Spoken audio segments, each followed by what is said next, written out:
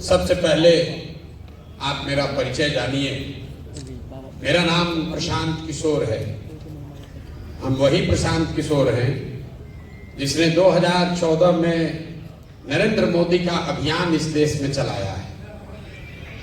हमने मोदी को बनाया नहीं है, कोई किसी को बना नहीं सकता है, लेकिन मोदी जी के वहां पहुंचने में जरूर हमने कंधा लगाया है। उस नजरिए से अगर आप भाजपा के विचारधारा के विरोधी हैं या मुसलमान होने के नाते आप ऐसा समझते हैं कि जिस शख्स ने नरेंद्र मोदी की मदद की है उसके साथ कैसे चले, उस पर भरोसा कैसे करें, तो ये बिल्कुल आपकी वाजिब वजह है। आपको हमारे साथ नहीं चलना चाहिए, हम पर भरोसा नहीं करना चाहिए।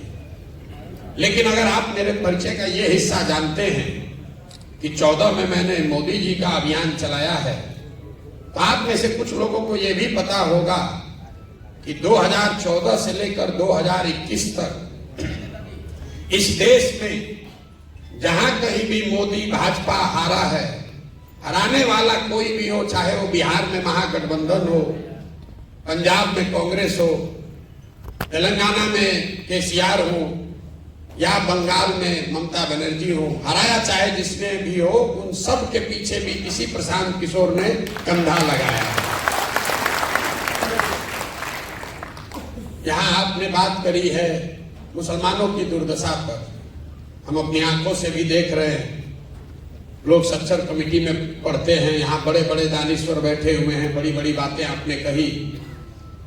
आप कह रहे हैं कि आपकी हालत ये क्यों है।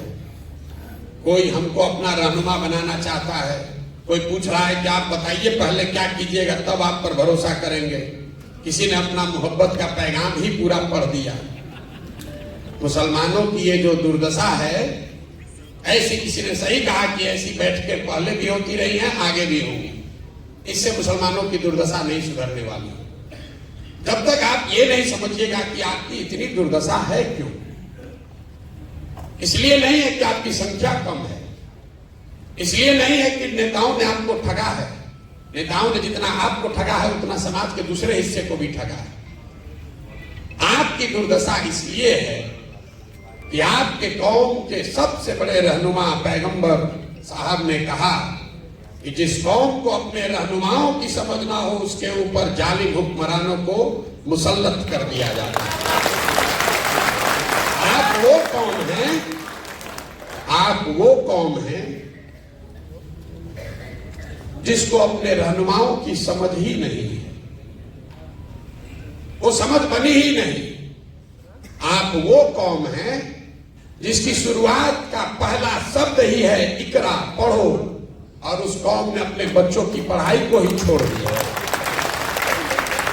मेरे भाई, आपको प्रशांत किशोर से सीखने समझने की जरूरत नहीं है। ना हम आपके रहनुमा हैं, ना होने का दावा करते हैं। आपको अपने कौम में जो बातें बताई गई हैं सामाजिक, राजनीतिक, सियासी नजरिए से, अगर आप उसको स्वीकार कर लें, उसी से आपकी बदहाली दूर हो जाएगी। जब मैं कह रहा हूं कि आपको अपने रहनुमाओं की समझ नहीं है, ज्यादातर लोग यहां कहेंगे भैया विकल्प नहीं है। हम आपको उदाहरण देके बिहार के नजरिए से बताएंगे कि आपको कैसे रहनुमाओं की समझ नहीं है। आज जितने भी मुसलमानों से आप बात कीजिए, वो कहता है भैया हम लोग के पास विकल्प नहीं है। 2014 में आपके पास विकल्प आया था। आज जो यहाँ के सदर हैं, हम उनके विरोध में खड़े हैं, वो भाजपा के साथ है, लेकिन नीतीश कुमार 14 में उन्होंने आपके साथ कोई दगा नहीं किया था। यहां जितने शख्स बैठे हुए हैं, आप ये बात मानिएगा कि 2005 से लेकर 2014 तक नीतीश कुमार ने मुसलमानों के साथ कुछ गलत नहीं किया। ये वही नीतीश कुमार हैं कि 2010 में जब उनकी चलती थी तो नरेंद्र मोदी को बिहार में उन्होंने घुसने नहीं दिया था। ये वही नीतीश कुमार है 2012 में जब नरेंद्र मोदी को भाजपा ने अपना अभियान का चेहरा बनाया तो नीतीश कुमार उस गठबंधन से बाहर निकल गए। अपनी सरकार, अपनी पूरी राजनीतिक कैरियर को दांव पर लगाया। लेकिन वही नीतीश कुमार जब 2014 में चुनाव के मैदान में आए तो यहां बैठकर बड़ी बड़ी बात कहने वाले कौम के जो रहनुमा हैं, आपने नीतीश कुमार को रहनुमा नहीं बनाया। तब आप लालटेन पकड़कर घूमने लगे। मेरे भाई, अगर आप दगा करोगे तो आपके साथ भी कोई दगा करेगा। आपने नीतीश कुमार के साथ भलाई का काम नहीं किया तो नीतीश कुमार अगली बार जीत कर आया जब 15 में आपके वोट से, हम नीतीश जी के साथ थे, हमने महागठबंधन बनवाया था। नीतीश जी हमको हमेशा कहते थे, प्रशांत जी कुछ भी कह लीजिए, मुसलमान हम लोग के साथ रहेगा नहीं। तो जैसे ही उनको मौका लगा, आपको ठग कर भाजपा की ओर चला गया। लेकिन मुसलमानों की राजनीतिक सलाहियत को आप देखिए, वही नीतीश कुमार अभी 1.5-2 साल पहले फिर भाजपा को छोड़कर महागठबंधन में आ गए, इंडिया अलायंस बनाए और सारे मुसलमानों को लगा कि अब यही नया रहनुमा है जो हम लोग को देश में बचाएगा। अब वो आदमी चुनाव से पहले ही फिर आपको छोड़कर भाग गए। ये आपको क्या बताता है? जब आपको नीतीश कुमार को रहनुमा बनाना था तब आपने उनको माना नहीं। जब उस पर भरोसा नहीं करना था तब आपने उसको रहनुमा बनाकर उन्हीं के कहने पर इंडिया अलायंस के भरोसे देश का चुनाव लड़ने वाले थे। पता चला चुनाव से पहले ही भाग गया।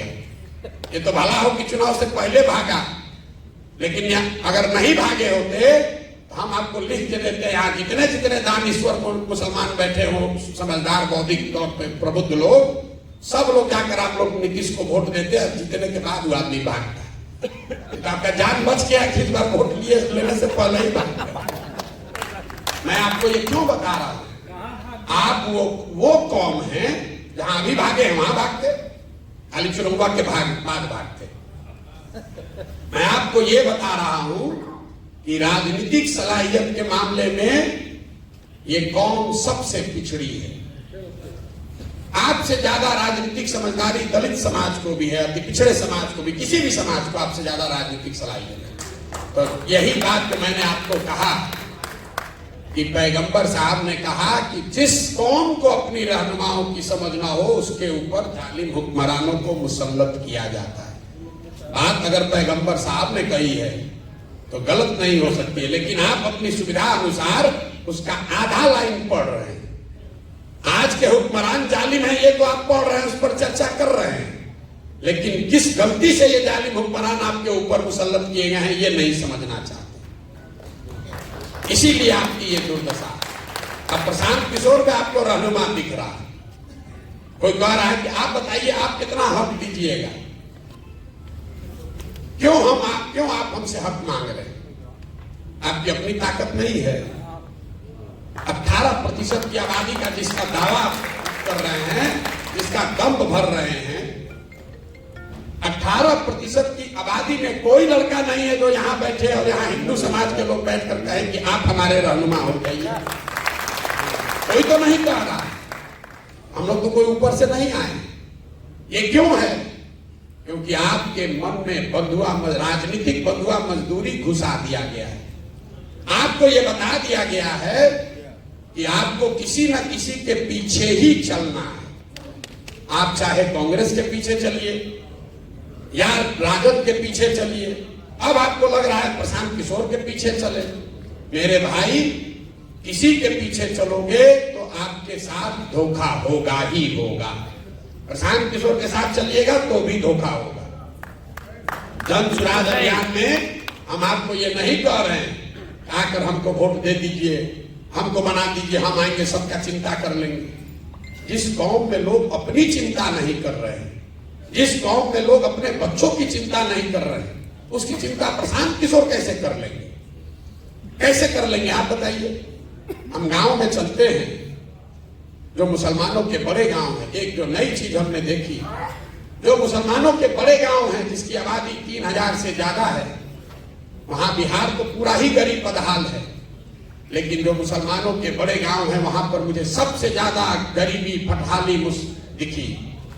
मुझे बाद में जब कुछ महीने चल लिया तो मैंने इस बात को गौर किया कि भाई ऐसा कैसे है कि जो बड़े मुसलमानों के गांव हैं उनकी हालात मिक्स्ड आबादी वाले मुसलमानों के गांव से या मुसलमानों के छोटे गांव के मुकाबले ज्यादा खराब है। ऐसा क्यों है? ऐसा इसलिए है, जब हमने उसका अध्ययन कराया तो ये पाया कि जो मुसलमानों के 3000 से ज्यादा आबादी वाले गांव हैं उनको सियासी तौर पर, राजनीतिक तौर पर चिन्हित कर लिया गया है।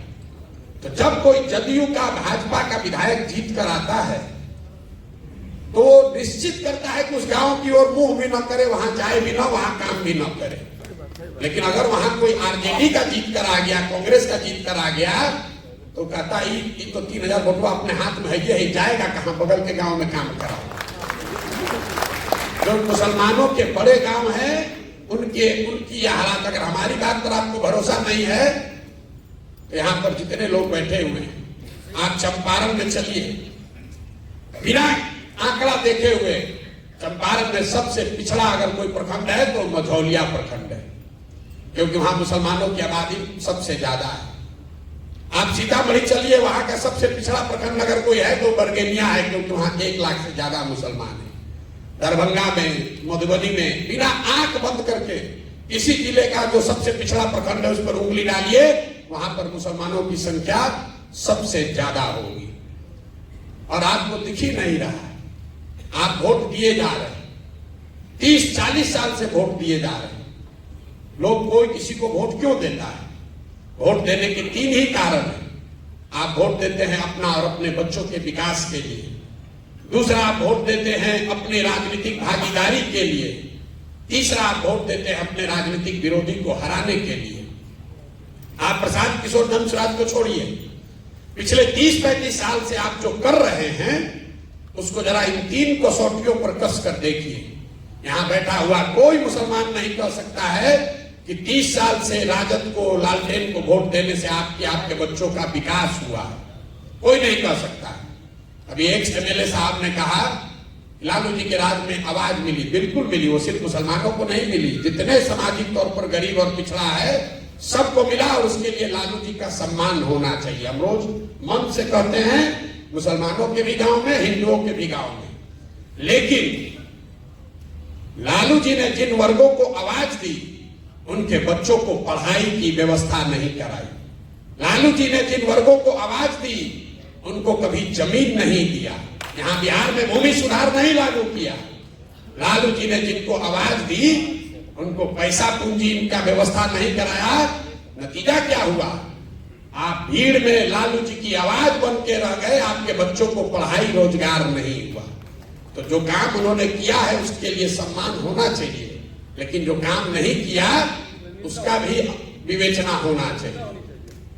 आप 30 वर्ष से लालू जी को वोट देते हैं, आंख बंद करके देते हैं, आप कुछ भी दावा करेंगे, सब जानता है। आपको विकास नहीं मिला। मुसलमान कहता है भैया इससे कोई बात नहीं, चलिए कम से कम लगता है कि हम लोग का अपना दल है, भागीदारी हमको है। आप अपने भागीदारी का आलम देखिए। बिहार में जनसंख्या के हिसाब से आपके 40 एमएलए होने चाहिए, हैं 19।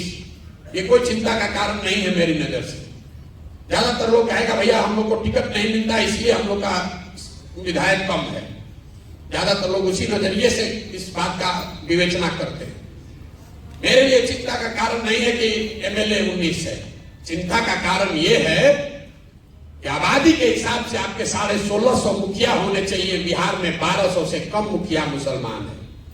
आबादी के हिसाब से 27,500 आपका वार्ड सदस्य होना चाहिए। बिहार में 11,000 से कम वार्ड सदस्य मुसलमान है। उसके लिए आपको किसी लालू यादव की, प्रशांत किशोर की जरूरत नहीं है। मुखिया का चुनाव लड़ने के लिए, वार्ड सदस्य का चुनाव लड़ने के लिए किसी दल की जरूरत नहीं है। ये क्या दिखाता है? ये दिखाता है कि आपके मन में वो राजनीतिक जो बंधुआ मजदूरी, आपका आत्मविश्वास खींच लिया गया है। आपके और आपके समाज से बच्चे जो हैं वो राजनीति में आ ही नहीं रहे। तो जब आप राजनीति में आ ही नहीं रहे हैं तो आपके हक की चिंता होगी कैसे? जब आपके बच्चे वार्ड सदस्य नहीं बन रहे हैं, आपके बच्चे मुखिया नहीं बन रहे हैं, जिला पार्षद प्रमुख नहीं बन रहे हैं, तो एक दिन में राज्यसभा में एमपी और मुख्यमंत्री कैसे बन जाएगा? समाज ने उसकी चिंता नहीं की। आप वो कौम हैं जो मदरसे चलाते हैं, यतीम खाने चलाते हैं, लेकिन यहां जितने लोग बैठे हुए हैं, आप मुझे बताइए कोई मुसलमानों की ऐसी संस्था, कोई ऐसा प्रयास जहां आप अपने बच्चों को राजनीति सिखाते हैं। आपका मुकाबला है आरएसएस से, संघ से, जो हर दिन देश में 1 लाख से ज्यादा शाखा लगाता है, बच्चों को अभी से सिखा रहा है। उनकी विचारधारा सही हो या गलत, अपनी विचारधारा को बताने के लिए वो देश भर में 1 लाख शाखा लगा रहे हैं। और आप क्या कर रहे हैं? आप बैठ के इंतजार कर रहे हैं कि कोई गठबंधन आए, कोई रहनुमा आए तो हम लोग का तार दे। कैसे होगा रे भाई? आपके कौम में यह लिखा गया है कि बिना जद्दोजहद के जीवन में कुछ हासिल नहीं होता। सलाहियत के लिए, इल्म के लिए, लोगों ने मुझे कहा कि उस जमाने में पैगंबर साहब ने कहा कि अगर चीन जाना है तो चीन भी जाओ। और आज तो आप अपने घर से निकलकर जद्दोजहद करने को नहीं तैयार है। आप सोच रहे हैं कि कोई तेजस्वी, कोई प्रशांत किशोर, कोई राहुल गांधी हमारा कौम को उतार दे, हमको आगे बढ़ा दे। कैसे संभव है? नहीं संभव है। अब आप कहिएगा कि भैया हमारी तो संख्या नहीं है, हमारी संख्या नहीं है, हम कैसे चुनाव जीतेंगे? रमसुराज वही आपको फॉर्मूला दे रहा है। हम आपको यहां फॉर्मूला बताते हैं, रोज कैमरे पर भी कहते हैं।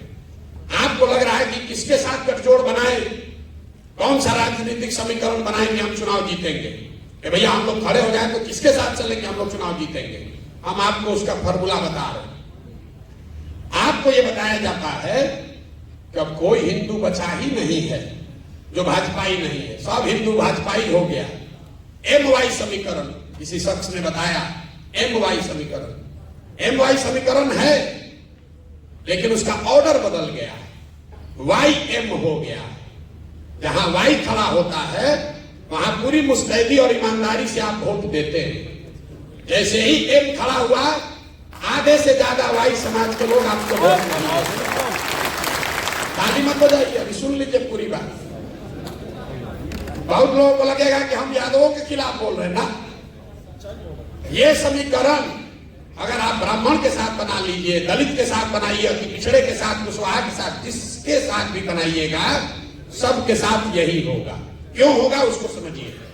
ऐसा नहीं है कि यादव समाज के लोग आपको धोखा दे रहे हैं, ये आपका भ्रम है। भाजपा को पूरे देश में 36 से 37% वोट मिलता है। इस बात को ध्यान से समझिए। देश में 80% हिंदू रहते हैं, मुसलमानों ने भाजपा को तो वोट दिया नहीं है। अगर 80% हिंदू के समाज में भाजपा को 36-37% वोट मिलता है, तो इसका मतलब है कि करीब करीब आधे हिंदू भाजपा को वोट दे रहे हैं। आधा हिंदू भाजपा को वोट दे रहा है। 80 में आधा देगा तो 40% हुआ, उससे थोड़ा कम ही, चूंकि भाजपा पूरे देश के हर सीट में नहीं लड़ती है, तो जिन सीटों पे वो लड़ते हैं वहां आधा हिंदू उनको वोट देता है। जो हिंदू भाजपा को वोट दे रहा है उसमें यादव भी है, उसमें ब्राह्मण भी है, उसमें राजपूत भी है, दलित भी है, पिछड़ा भी है, सारे जाति के लोग हैं। करीब करीब आधा, थोड़ा कम या ज्यादा। लेकिन इसी आंकड़े में आगे का रास्ता भी छिपा हुआ है। आधा हिंदू अभी भी इस देश में ऐसा है जो भाजपा को वोट नहीं देता है। आपको सिर्फ इतना ही पहचानना है कि कौन हिंदू है जो भाजपा को वोट नहीं दे रहा है। आप उसको यादव के नजर से देख रहे हैं, ब्राह्मण की नजर से देख रहे हैं, कुशवाहा की नजर से देख रहे हैं। हम उसको कह रहे हैं कि नहीं, उसको विचारधारा के हिसाब से देखो। क्यों? यादव आधा आपके खिलाफ क्यों वोट देता है? इसलिए देता है कि वो विचारधारा के आधार पर भाजपा के साथ है। तो जब वो खड़ा होता है तब तो आप उसको वोट देते हैं, लेकिन जब आप खड़े होते हैं तो हिंदू मुस्लिम के आधार पर आधा आदमी वोट दे देता है भाजपा को। इसी में आपका आगे का रास्ता छिपा हुआ है। 4 विचारधारा के मानने वाले हिंदू, वो चाहे किसी जाति के हो, वो आज भी भाजपा से इत्तेफाक नहीं रखते हैं, भाजपा को वोट नहीं देते हैं। जो गांधी के विचारधारा को मानने वाला हिंदू है वो आज की भाजपा के साथ नहीं चल रहा है। जो बाबा साहब अंबेडकर को मानने वाला हिंदू है वो भी हिंदू आज भाजपा के साथ पूरी तरीके से नहीं है।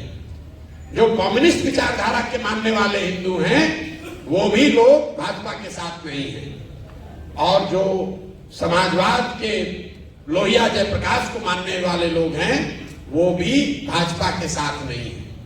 तो आपको करना बस इतना है कि विचारधारा के आधार पर जो चार विचारधारा के मानने वाले हिंदू हैं, जो कि आधा हिंदू समाज है, उनके साथ अगर 20% मुसलमान सामाजिक राजनीतिक गठजोड़ बना ले तो 40 और 20 आप हुए 60 और भाजपा हुई 40।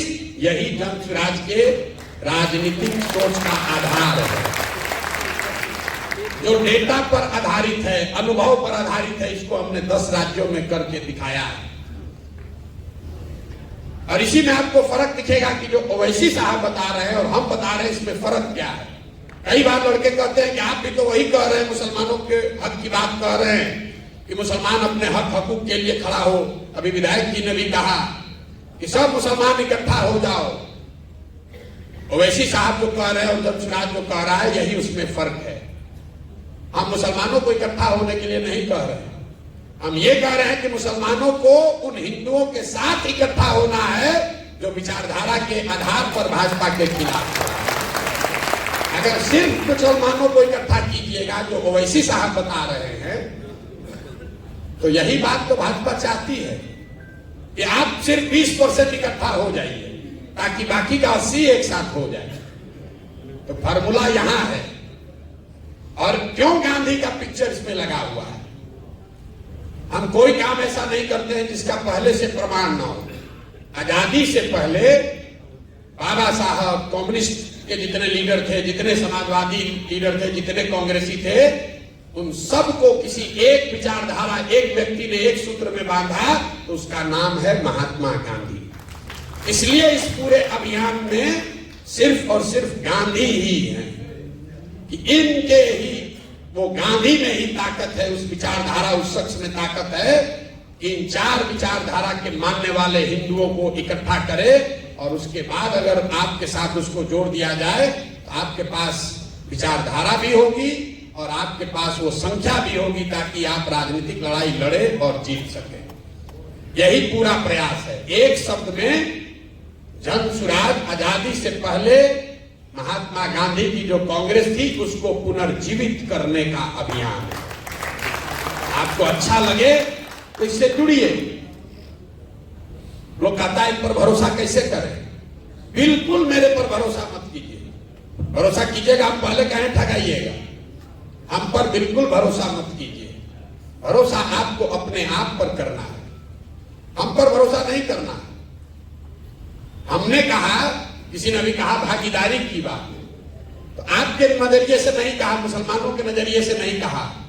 जन स्वराज का जो संविधान बन रहा है उसमें इस बात को लिखा जा रहा है कि जिसकी जितनी संख्या है उसको उसके हिसाब से भागीदारी, हिस्सेदारी दी जाएगी। टिकट में नहीं, खाली दल बनाने वालों में, दल को चलाने वालों में, दल के जो नेता होंगे वो भी, और दल से जो टिकट पाएंगे वो भी, जो दल से मनोनीत सदस्य होंगे उसमें भी। सिर्फ मुसलमानों के लिए नहीं, सिर्फ मुसलमानों के लिए बात नहीं कह रहे।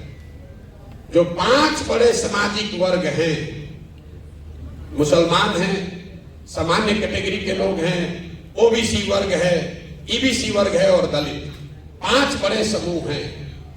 तो ये तय किया गया कि इनको बराबर की हिस्सेदारी दी जाए। तो जन स्वराज का जो मुखिया बनेगा, पहले घोषित है कि प्रशांत किशोर उसके नेता नहीं हो सकते। हम ना उसमें कभी आज नेता है ना आगे नेता होंगे, लेकिन जो मुखिया इसका बनेगा, इसी 5 वर्ग में से एक बार एक आदमी कोई बनेगा। अगर एक बार दलित समाज का नेता बना तो अगली बार जो बाकी के 4 बच गए उनमें से बनेगा। तो 5 बार में एक टर्म मुसलमानों का भी होगा। ना आपको आपकी आबादी से ज्यादा, ना आपको आपकी आबादी से कम।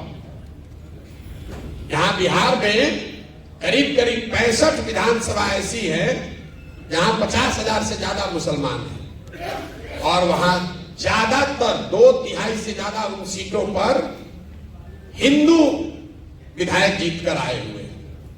वो क्यों आए हुए? कोई हम आगे थोड़ी ना आपका वोट काट लिए, ऐसा नहीं है कि हम आपका वोट काट लिए। मैं आपको उदाहरण के तौर पे बताता हूं। यहां कोई मधुबनी का कोई बैठा होगा, मधुबनी शहरी क्षेत्र में कितने मुसलमानों का वोट है? 1,10,000। वहां पर वैश्य समाज के 9,000 लोग रहते हैं। आरजेडी ने वैश्य समाज के किसी व्यक्ति को वहां टिकट दिया। वैश्यों में कम से कम 50% लोगों ने तो हिंदू होने के नाम पर भाजपा को वोट दिया ही होगा। वहां पर आप कहिए हमारे पास विकल्प नहीं था। मधुबनी में अब्दुल्ला साहब हैं जो अभी डिप्टी मेयर है ना, अमरुल्ला साहब जो वहां पर डिप्टी मेयर है, वो चुनाव में खड़े हुए इंडिपेंडेंट कैंडिडेट के तौर पर, और 1,10,000 मुसलमानों की आबादी वाले मधुबनी में उनको 8,000 या 9,000 वोट आया। अब आप बताइए कि जब आप अपने हक के लिए नहीं खड़े हो रहे तो कौन आपको हक ला कर दे देगा? वहां पर तो सिर्फ अपने ही बल पर आप जिता कर ला। ढाका में 60% मुसलमान है, वहां पर जीतकर कौन आए हैं? पवन जायसवाल वहां पर विधायक है। परिहार में, सुरसंड में हम आपको 100 ऐसे एग्जाम्पल गिना देंगे।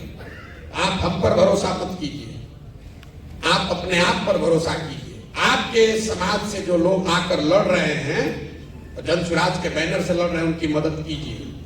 हम आपकी आबादी के हिसाब से जन सुराज तो लड़ाएगा ही लड़ाएगा मुसलमानों को, उसमें कहीं कोई आपको पैरवी की जरूरत नहीं है, इस मजलिस की जरूरत नहीं है। आप वोट दीजिए चाहे मत दीजिए, और ये आप ही के लिए नहीं है। आप तो शायद हमको दे ना दे, बहुत लोग आके हमको कहता है भैया यादव तो वोट नहीं देगा। हम आपको मन से कह रहे हैं, अगर 15% यादव है तो 15% जन सुराज में यादव समाज के लोग भी लड़ेंगे। हम उसमें कोई गलती नहीं करेंगे। हमने ये भी कहा, अब आपको आगे बढ़ के कहते हैं, अगर आपको लगता है कि आरजेडी आपका रहनुमा है, एक बार उनको ये कह दीजिए, जहां पर भी आपके मुसलमान विधायक हैं अभी आरजेडी से, हम जन सुराज वहां से मुसलमान नहीं लड़ाएगा, ले लो, ये भी लिख के ले लो। हम आपका वोट नहीं बांटना चाहते हो, दे के दिखाएं जरा। आपको बात समझ में नहीं आई? हमने ये कहा कि हम तो 40 देंगे ही देंगे, 18% के हिसाब से 45। इसके अलावा अगर कहीं आपका विधायक है, आरजेडी रिपीट करती है, तो हम खुले मन से दावा कर रहे हैं, हम वहां मुसलमान नहीं लड़ाएंगे। आपकी इनको दम नहीं है, अरे ये इनको दम नहीं है। आप मेरे भाई किरासन तेल हैं, आप किरासन तेल हैं, बुरा नहीं मानिएगा। जल आप रहे हैं, रोशनी कहीं और हो रही है। जल आप रहे हैं, रोशनी कहीं और हो रही है। तो एक बार अपने और अपने बच्चों के लिए सजग होइए, अपने बच्चों के लिए सजग होइए। कोई प्रशांत किशोर आपके और आपके समाज की तकदीर नहीं बदल सकता है। मौलाना आजाद पंडित नेहरू के कांग्रेस में नहीं थे। मौलाना आजाद उस कांग्रेस में थे जिसमें पंडित नेहरू भी थे। मुसलमानों को ये पीछे चलने की आदत लग गई है। अब कह रहे हैं प्रशांत किशोर के पीछे चलेंगे, हमारा पीछे चल के क्या कीजिएगा? और आप कहते हैं कि हमारा वोट बैंक की तरह इस्तेमाल होता है। इस्तेमाल इसलिए होता है कि आपकी वही मानसिकता है। आप हमसे आए हैं सौदा करने कि हमको टिकट दीजिए, हम आपको वोट देंगे। हम आपको कह रहे हैं, हम आपको वोट आपका हमको नहीं चाहिए, आप टिकट ले लीजिए, आप वोट जाके लालटेन को एक बार और दे दीजिए। लेकिन जीतेगा जन सुराज ही। इसलिए नहीं कह रहे हैं कि हमको बहुत अभिमान है, इसलिए कि आपके ही पैगंबर साहब ने, आपके कौम में ये बात बताई गई, ईमानदारी से किया हुआ प्रयास जद्दोजहद कभी खाली नहीं जा सकता। और हम 2 बरस से ईमानदारी से वो प्रयास कर रहे हैं, गांव गांव जा रहे हैं। जितना किसी ने पसीना न बहाया हो उतना पसीना बहाने आए, उतना मेहनत कर रहे हैं। मुसलमानों की हालत देखिए। आप कहते हैं प्रशांत किशोर पर कैसे भरोसा करें? अरे इतना बड़ा अभियान चला रहा है, कितना पैसा खर्चा होता है, जरूर भाजपा वाला पैसा इसको दे रहा है। देखिए मुसलमानों की दशा, आप अपनी दशा देखिए मेरे भाई। आप ये कह रहे हैं कि भाई इतना बड़ा अभियान चला रहा है, जरूर भाजपा वाला पैसा दे रहा होगा। मेरे भाई, आप 30 बरस से राजद को वोट देते हैं। यहां बैठा हुआ कोई आदमी कभी नहीं पूछा कि राजद को पैसा कौन देता है। राजद को पैसा इसी बिहार से आता है, क्योंकि बिहार के बाहर तो पार्टी है नहीं। आपके हमारे बच्चों का जो हक लूट कर ये लोग ले जाते हैं, उसी पैसे से राजनीति उनकी होती है। आपने आज तक ये उनसे सवाल नहीं पूछा। और प्रशांत किशोर के कंधे लगाने से, प्रशांत किशोर का कंधा लगाने से, हमारी मदद से आज 6 राज्यों में लोग मुख्यमंत्री हैं। हमको अभियान चलाने के लिए, टेंट तंबू चलाने के लिए पैसा नहीं मिलेगा। आपके पास आधा राज्य है, बिहार जैसा गरीब राज्य है, तो लूट के आप राजनीति कर सकते हैं। और हमारा बनाया हुआ 6 राज्य में सरकार है, हमको पैसे नहीं मिलेगा। लेकिन मुसलमानों को देखिए, हम मजबूती से प्रयास कर रहे हैं, ईमानदारी से प्रयास कर रहे हैं, तो मुसलमान कहता है कैसे भरोसा करें, जरूर भाजपा वाला होगा पीछे। अगर हम ईमानदारी से प्रयास नहीं करते, इतना बड़ा प्रयास नहीं करते, किसी से गठबंधन करके 10-20 सीट लड़ते, तो कहते ना आदमी तो बहुत होशियार है, मजबूती से लड़िए नहीं रहा, वोट देंगे तो वोट में बट जाएगा। मेरे भाई, आपका अविश्वास हम पर नहीं है, ये आपका खुद पर से भरोसा उठ गया है, आपका खुद पर से भरोसा। और यही आरजेडी ने आपका नुकसान किया। आपका नुकसान आरजेडी ने यही किया है कि उसने आपके मन में बैठा दिया कि बिना हमारे साथ के तुम्हारा एग्जिस्टेंस नहीं है। मुसलमान खड़ा होकर कहता है कि हम अल्लाह को छोड़कर किसी से नहीं डरते, और हम आपकी हर बैठक में, मुसलमानों की बैठक में आपके मुंह पर कहते हैं कि आपसे डरा हुआ कौन कोई है नहीं। भाजपा का डर दिखाइए, भाजपा का डर दिखाइए। और ये वो कौम है जो अपने बच्चों का हक लूट कर ले गए लोगों को भी भाजपा के डर से वोट देने को तैयार है।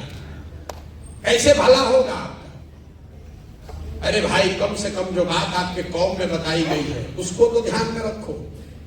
प्रशांत किशोर से क्यों सीखने आए? हम लोग तो निमित्त मात्र हैं, हम लोग तो निमित्त मात्र हैं, कुछ प्रयास कर रहे हैं। आपको अच्छा लगे तो जुड़िए, हमें आपका वोट नहीं चाहिए। मैं कहता हूं, और हर बार मुसलमान कुछ साथी उठकर कहते हैं भैया ऐसा काहे कर रहे, हम लोग आपके साथ हैं। ये बहुत सारे साथी हम लोग के साथ जुड़े हुए हैं। मैं आपको मन से कह रहा हूं, हमको वोट नहीं चाहिए आपका, मुझे आपकी दुआ चाहिए, मुझे आपकी दुआ चाहिए। और आपके वो बच्चे चाहिए जो राजनीति में आना चाहते हैं। आप अपने गांव से, पंचायत से उन बच्चों को हमारे पास भेजिए जिनमें राजनीतिक सलाहियत, जिनका जज्बा है, जो राजनीति आकर करना चाहते हैं, जो वार्ड सदस्य बनना चाहता है, मुखिया बनना चाहता है, पंचायत समिति बनना चाहता है, उसके पास पैसा नहीं है, उसको कोई सिखाने वाला नहीं है, उन बच्चों को हमारे पास भेजिए। जनसुराज अपने खर्चे से उनको सिखाएगा भी और अपने पैसे से उसको चुनाव भी लड़ाएगा। ये कहने के लिए नहीं कह रहे हैं, बहुत लोगों ने राज्यसभा और एमएलए एमपी बनाया होगा। अफाक साहब यहाँ बैठे हुए हैं, पूछ लीजिए कि इन्होंने अगर 1 रुपया भी कहीं खर्च किया हो, या मैंने कभी इनसे बात किया हो कि भाई एमएलसी बन गए हो, 1 किलो मिठाई भी लेके आना हमारे पास। ये हमारे रिश्तेदार नहीं है। और जहां से जीत कर आए हैं, वहां पर 30 वर्ष से एमएलसी ब्राह्मण समाज के एक व्यक्ति थे, केदार पांडे जी। और उस क्षेत्र में एक तो नहीं, भाजपा का 5 एमपी है, 5 एमपी। लोगों ने कहा भैया अगर मुसलमान को लड़ाइएगा तो पूरा पोलराइज हो जाएगा, पूरा पोलराइज हो जाएगा। वहां 800 से 900 मुसलमान शिक्षक है, 4,500 वोट इनको आया है। लेकिन उससे मजे के बाद सुनिए, 5 एमपी वाले भाजपा को 650 वोट आया। ये जनसुराज की ताकत है, ये जनसुराज के विचार की ताकत है। तो आपको ये तय करना है, आप अगर अपना कंधा लगाएंगे तो निश्चित तौर पर ये लड़ाई थोड़ी हमारे लिए आसान हो जाएगी। लेकिन अगर आप ये कंधा नहीं भी लगाते हैं तो हमें आपसे कोई शिकवा शिकायत नहीं। हमको आपका सर्टिफिकेट भी नहीं चाहिए कि हम ए टीम है कि बी टीम है।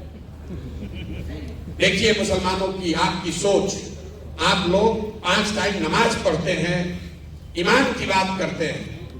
मुसलमानों की कौम पर पिछले 15-20 सालों में सबसे बड़ा संकट कब आया? वो संकट तब, एक ऐसा संकट जिसमें आपके घरों की महिलाएं, आपके बच्चे निकले, बूढ़े लोग निकले, धरने पर बैठे। वो संकट तब आया जब सीए एनआरसी इस देश में कानून बनाया गया, जब सीए एनआरसी यहां लागू किया जा रहा था, पूरे देश में मुसलमान लड़ रहे थे, सीए एनआरसी पर को कैसे रोका गया? सीए एनआरसी रुका 2 मई 2021 को, तारीख नोट कर लीजिए, जाकर घर पर फिर से इसका अध्ययन कर लीजिएगा। 2 मई 2021 को जिस दिन भाजपा को बंगाल में शिकस्त दी गई, उस दिन सीए एनआरसी का हंगामा रुका। तो ईमान की बात करने वाले मुसलमान एक बार जरा याद करके, 2 मई को रिजल्ट आया भैया, 3 मई को अरे हमको मालूम है, थोड़ा हम बता रहे हैं। 2 मई, चलिए 3 मई मान लीजिए भाई, हम दूसरी बात कह रहे हैं। आप ईमान की बात करने वाले लोग जरा याद कीजिए कि जब बंगाल में लड़ाई लगी, आपको आडवाणी जी का रथ रोकना याद है, ये नहीं याद है कि बंगाल में जब लड़ाई लगी तो कौन रहनुमा आपकी मदद करने के लिए खड़ा हुआ? दीदी के अपने लोग आधे से ज्यादा पार्टी वाले छोड़कर भाजपा के डर से भाजपा में भाग गए। तब लालू यादव नहीं गए थे बंगाल, राहुल गांधी अलग से चुनाव लड़ रहे थे, तब वहां पर वोट कटवा थे। अखिलेश यादव वहां नहीं गए थे। जब दीदी के साथ कोई नहीं खड़ा हुआ, पूरे देश में लोगों ने कहा कि भाजपा वहां जीत कर आ रही है 200 सीट। यही प्रशांत किशोर ने कहा था कि अगर भाजपा को 100 के नीचे नहीं रोके तो जीवन में संन्यास ले लेंगे। बोले नहीं, 2 बरस वहां, जैसे यहां गांव गांव घूम रहे हैं, 2 बरस खून पसीना लगाकर वहां मेहनत किया। और जिस भाजपा को लग रहा था कि बंगाल स्वीप कर देगी, वहां पर उनको हमने 77 पर रोका। तो हम हो गए भाजपा के बी टीम, और आप घर में बैठ के कमेंट्री कर रहे थे, तो आप दीजिएगा हमको सर्टिफिकेट। हमको ना चाहिए रे भाई, हमको आपसे सर्टिफिकेट नहीं चाहिए। जब हम लोग गांव में चलते हैं, मुस्लिम महिलाएं मिली कई जगह, लोग कहते हैं भैया देखते हैं नहीं सड़क कितना खराब है, अगर प्रसव की पीड़ा हो जाए तो अस्पताल पहुंचने में आधा जान निकल जाता है। नाली गली की हालत आप किसी भी बड़े मुसलमान गांव में जाकर देख लीजिए, क्या दुर्दशा है। अस्पताल स्कूल की तो बात ही मत कीजिए। जब बहुत लोगों से सुन लेते हैं तो मैं उनसे पूछता हूं कि अभी 1.5 बरस तक सड़क के मंत्री कौन थे? तेजस्वी यादव। नाली गली ग्रामीण कार्य मंत्री कौन थे? तेजस्वी यादव। अस्पताल का मंत्री कौन था? तेजस्वी यादव। शिक्षा का मंत्री कौन है? चंद्रशेखर यादव, वो भी लालटेन में थी। किसने रोका था उनको 1.5 बरस में आपके गांव में सड़क बनाने से? ये बता दो। और अगर उन्होंने नहीं बनाया, ये उनकी गलती नहीं है, गलती ये है कि उन्होंने नहीं बनाया, इसके बावजूद आपने सब ने जाकर फिर उसी लालटेन को वोट दबाया। आपको अपने महिलाओं की, बच्चों की चिंता नहीं है, भाजपा के डर से जाकर लालटेन का बंधुआ मजदूरी कर रहे हैं और सोच रहे हैं कि कोई आकर हम लोग को सुधार देगा। नहीं सुधरेगा। जब आप खड़े होंगे, आप सजग होंगे तो सुधरेगा।